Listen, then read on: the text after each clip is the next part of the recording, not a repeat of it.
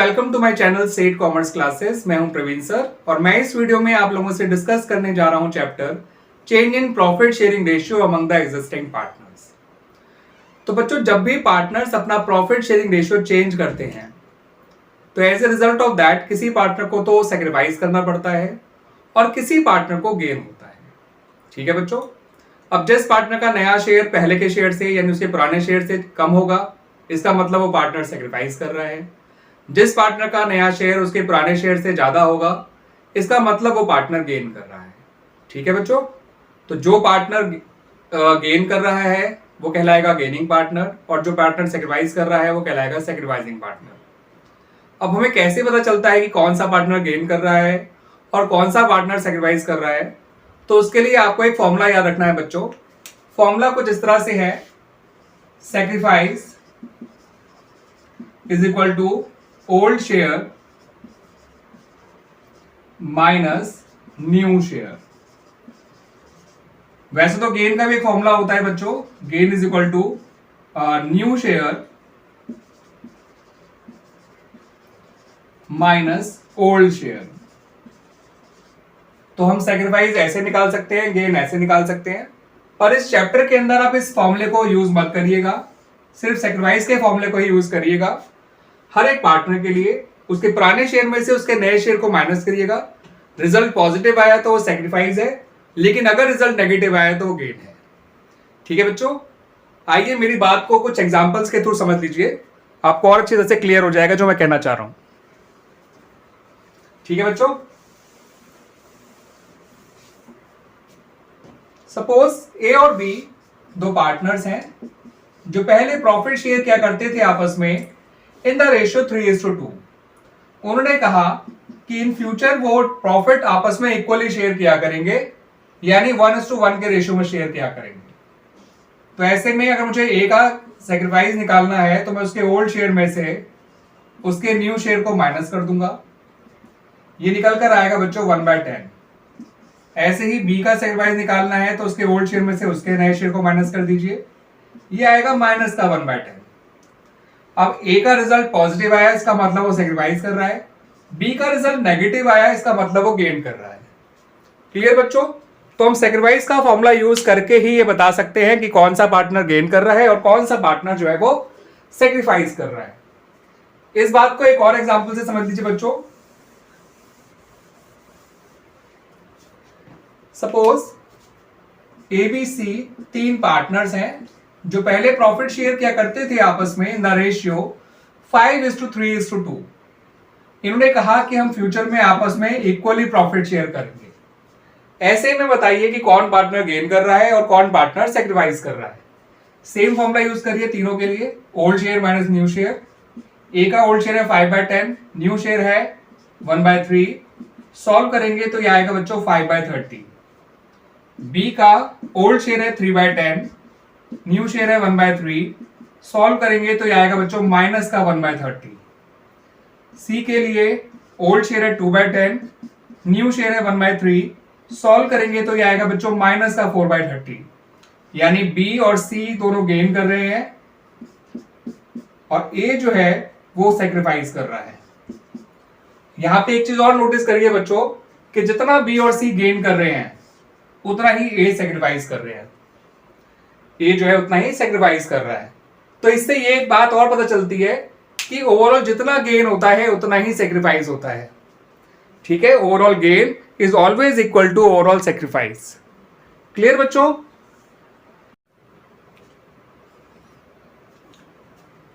तो बच्चों हमने देखा कि जब पार्टनर्स अपना प्रॉफिट शेयरिंग रेशियो चेंज करते हैं तो उसकी वजह से किसी पार्टनर को गेन होता है और किसी पार्टनर को सेक्रीफाइस करना पड़ता है।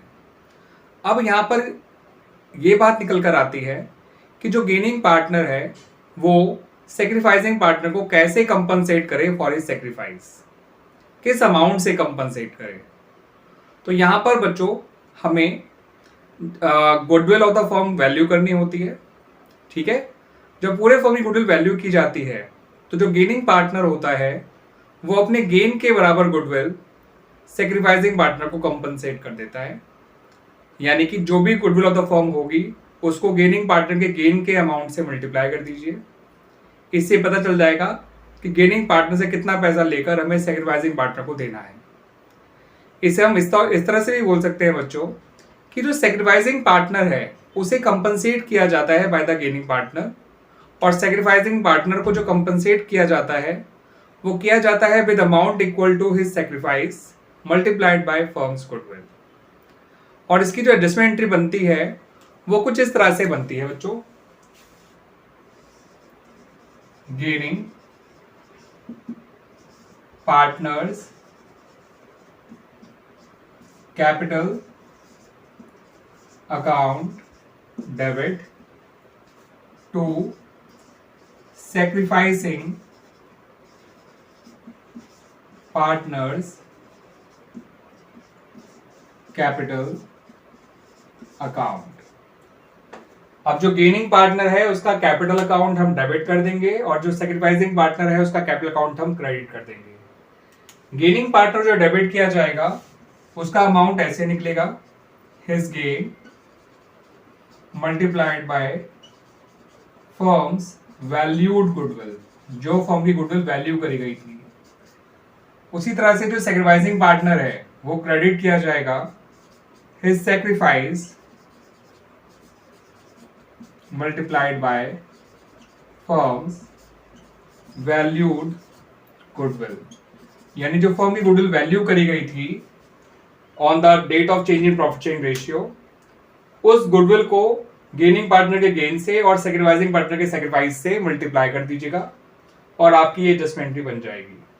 अगर एक से ज्यादा पार्टनर गेन कर रहे होंगे तो उतने पार्टनर डेबिट हो जाएंगे, अगर एक से ज्यादा पार्टनर सैक्रिफाइस कर रहे हैं तो वो उतने पार्टनर क्रेडिट कर देंगे। लॉजिक यही होगा कि जो भी गेनिंग पार्टनर होगा उसके गेन को और जो भी पार्टनर सैक्रिफाइस कर रहा है उसके सैक्रिफाइस को फर्म की गुडविल से मल्टीप्लाई करना है।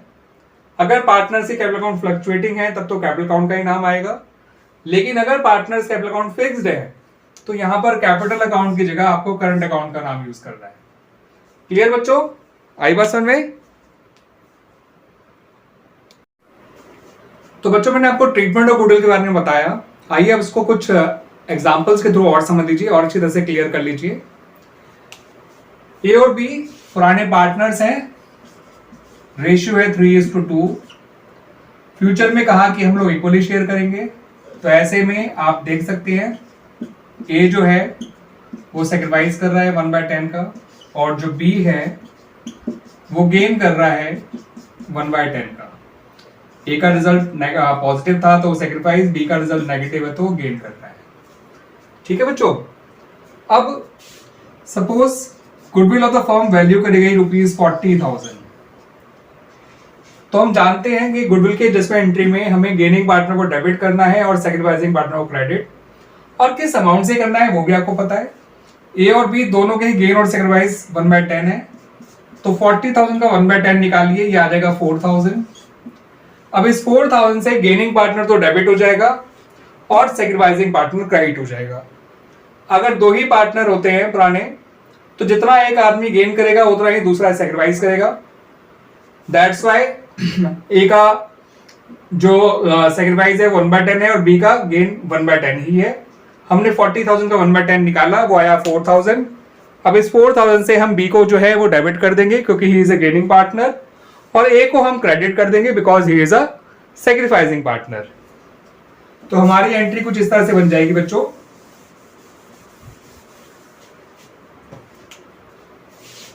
बीज capital account debit to A's capital account, amount आएगा 4,000। ठीक है बच्चों, यहां पे दो ही पार्टनर थे तो अंडरस्टूड था एक पार्टनर गेन करेगा और दूसरा पार्टनर सैक्रिफाइस, तो दोनों का गेन और सैक्रिफाइस 1/10 आया था। 40,000 सपोज पूरे फर्म की गुडविल है तो हमने फर्म की गुडविल का 1/10 निकाला और गेनिंग पार्टनर को डेबिट कर दिया और सैक्रिफाइसिंग पार्टनर को क्रेडिट कर दिया।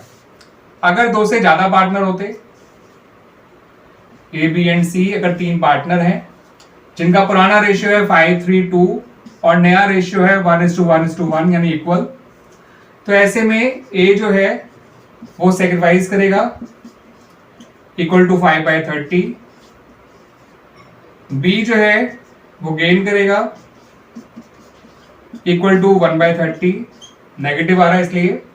सी जो है वो गेन करेगा इक्वल टू 4/30, नेगेटिव आ रहा है इसलिए। ये दोनों गेन कर रहे हैं, ये जो है वो सेक्रीफाइस कर रहा है। ठीक है बच्चों, माना फर्म की गुडविल जो है वो ₹60,000 है। तो ऐसे में किसको डेबिट किया जाएगा और किसको क्रेडिट, कितने अमाउंट से, वो भी समझ लीजिए। जो बी है और सी है ये दोनों गेन कर रहे हैं, इनको हम डेबिट करेंगे because they are gaining partners.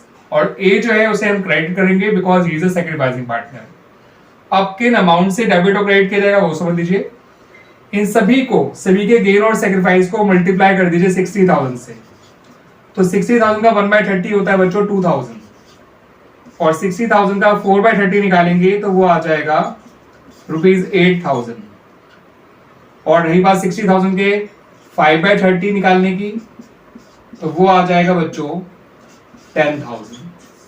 ठीक है बच्चों, तो बी डेबिट होगा, सी डेबिट होगा ₹2,000 और ₹8,000 से, और ए जो है वो क्रेडिट होगा विद ₹10,000। तो एंट्री जो है वो कुछ इस तरह से बनाई जाएगी।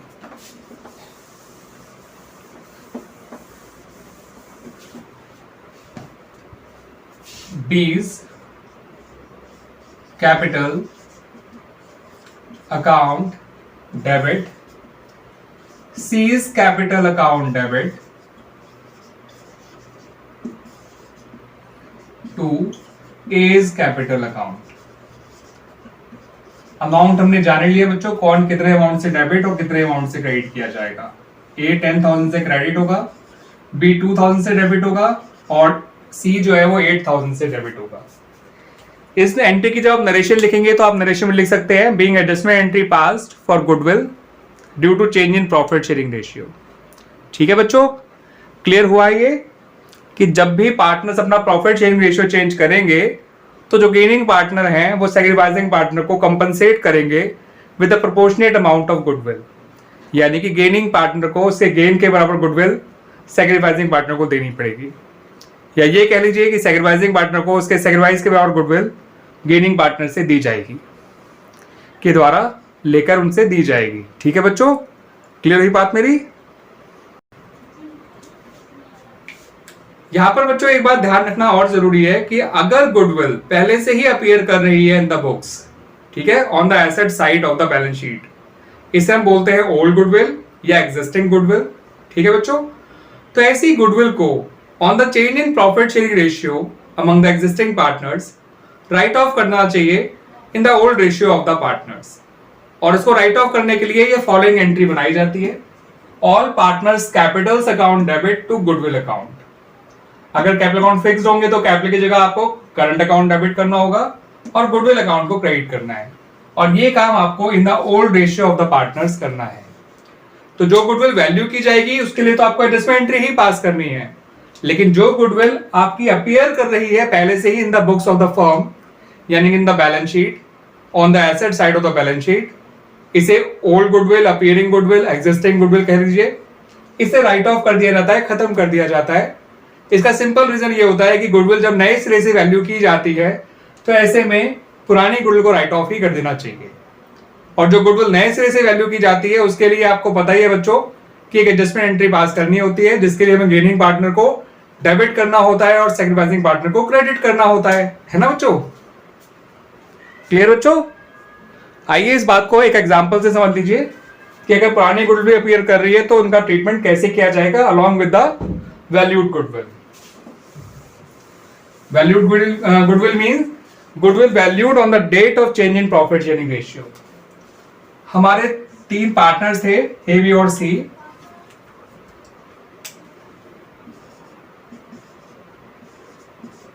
इनका पुराना रेशियो था 3:3:2 और नया रेशियो है 2:2:1। ठीक है बच्चों, और इनकी जो गुडविल पहले से अपीयर कर रही थी, जिसे मैं फिलहाल ओल्ड गुडविल बोल रहा हूं, वो थी ₹40,000। और जो गुडविल वैल्यू करी गई on the date of change in profit sharing ratio, वो गुडविल वैल्यू करी गई ₹1,20,000। ठीक है बच्चों, आपसे कहा गया pass necessary entries related to the above information. तो वो नेसेसरी एंट्रीज कैसे बनाई जाएंगी, आइए देख लेते हैं बच्चों। ओल्ड गुडविल है 40,000, नई गुडविल है, वैल्यूड गुडविल है 1,20,000, ओल्ड रेशियो है 332 और नया रेशियो है 2:1। क्लियर? तो आइए पहले हम एबीसी तीनों का सेक्रीफाइस या गेन निकाल लेते हैं, जिसको निकालना जरूरी है बिकॉज वैल्यूड गुडविल का ट्रीटमेंट करने के लिए आपको इसकी जरूरत पड़ेगी। ए का पुराना शेयर है 3/8, नया शेयर है 2/5, बी का पुराना शेयर है 3/8, नया शेयर है 2/5, सी का पुराना शेयर है 2/8, नया शेयर है 1/5। ठीक है बच्चों? तो इसे आप सॉल्व करेंगे तो ये आ जाएगा 15 - 16 दैट इज -1/40। सेम इसका आ जाएगा -1/40 बी का, यानी ये दोनों गेन कर रहे हैं, और सी का आ जाएगा 2/40 यानी कि ये सेक्रीफाइस कर रहा है। तो ए और बी इस बार गेन कर रहे हैं और बी जो है वो सी जो है वो सेक्रीफाइस कर रहा है। इसकी जरूरत पड़ेगी बच्चों एडजस्टमेंट करने के लिए फॉर द वैल्यूड गुडविल। लेकिन जो पुरानी गुडविल है उसको तो हम पुराने रेशियो में ही बांट के खत्म करेंगे, और पुराना रेशियो है 3:3:2 और पुरानी गुडविल है ₹40,000। ठीक है बच्चों? तो पहले पुरानी गुडविल राइट ऑफ करिएगा। उसके लिए आपको तीनों को डेबिट करना है, ए को भी, बी को भी और सी को भी। A is capital account debit, B is capital account debit, C is capital account debit to goodwill account. 40,000 goodwill का अमाउंट था, ओल्ड रेशियो था हमारा 3:3:2, तो यहां आ जाएगा बच्चों 15 एंड 10। ये हो गई ओल्ड गुडविल राइट ऑफ। और जो गुडविल वैल्यू करी गई थी उसके लिए आपको गेनिंग पार्टनर को डेबिट करना है और सेक्रीफाइसिंग पार्टनर को क्रेडिट करना है। अब गेनिंग पार्टनर कौन है? ए और बी। तो A is capital account debit, B is capital account debit to C is capital account। ठीक है बच्चों? वैल्यूड गुडविल थी फर्म की ₹1,20,000 और 1,20,000 का 1/40 निकालेंगे तो ये आएगा 3,000। ए और बी दोनों का ही गेन जो है 1/40 था, यानी ए और बी दोनों ही ₹3,000 से डेबिट किए जाएंगे, 3,000 ईच। अब सी का अमाउंट तो वैसे ही आ गया 6,000, क्योंकि जितना गेन होता है उतना ही सेक्रीफाइस होता है। लेकिन आप जानते हैं सी का सेक्रीफाइस 2/40 था, तो अगर आप 2/40 को मल्टीप्लाई करेंगे 1,20,000 से तो भी आपका 6,000 आ जाएगा। क्लियर बच्चों? इस तरह से एंट्रीज पास की जाएंगी अगर आपको वैल्यूड गुडविल के साथ साथ आपको goodwill appearing in the books भी दे रखी है तो। क्लियर बच्चों?